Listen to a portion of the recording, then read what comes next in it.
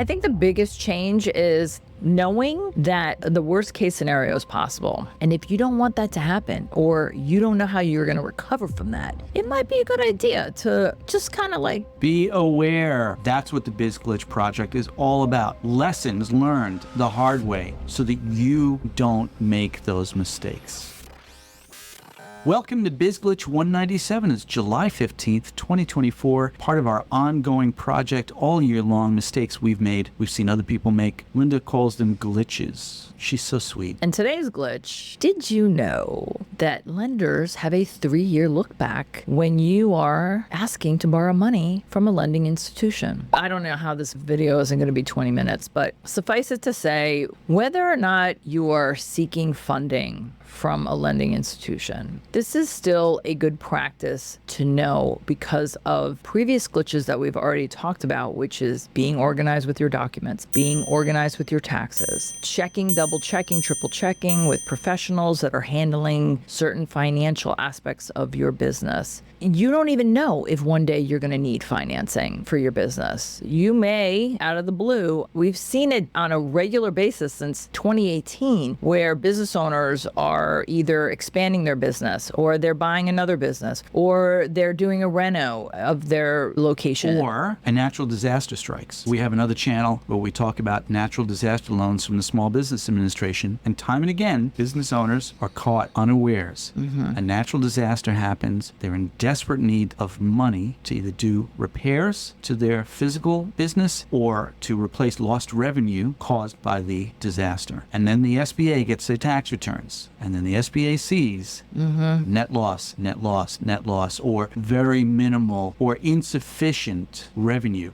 The SBA, for those loans, uses a phrase called ability to repay. They are literally looking at your bottom line and your tax returns to see if you make enough money every year to pay back the 30-year loan that they want to give you. This has come back to haunt business owners when they were ready to receive this money, or they had it already planned that they're going to get this money. And then they realized all the checks and balances, all the boxes that had to be checked. The lender comes back, or the SBA comes back and says, oh, well, we got the tax transcripts from the IRS, and we've reviewed the tax returns, and you are not qualified. Yeah. We've touched on so many glitches that lead into these types of scenarios that ultimately can make or break a business on whatever they're looking to do to stay afloat or to grow. Just in the last couple of days, we've also talked about how future forecasting, future planning for worst case scenario can work in your favor so that you can get your ducks in a row now and not be disappointed by a decision that you could have had a better outcome had you planned for something like this. So at the very least, when it comes time to do the tax returns, and we find that accountants and CPAs fail in this regard all the time, they don't ask you the key question. Do you think at some point in the future you might need to apply for financing? Or just making the statement, okay, look, we take these deductions and it's showing this net income or net loss on the bottom line. Keep in mind that if you apply for a disaster loan in the future or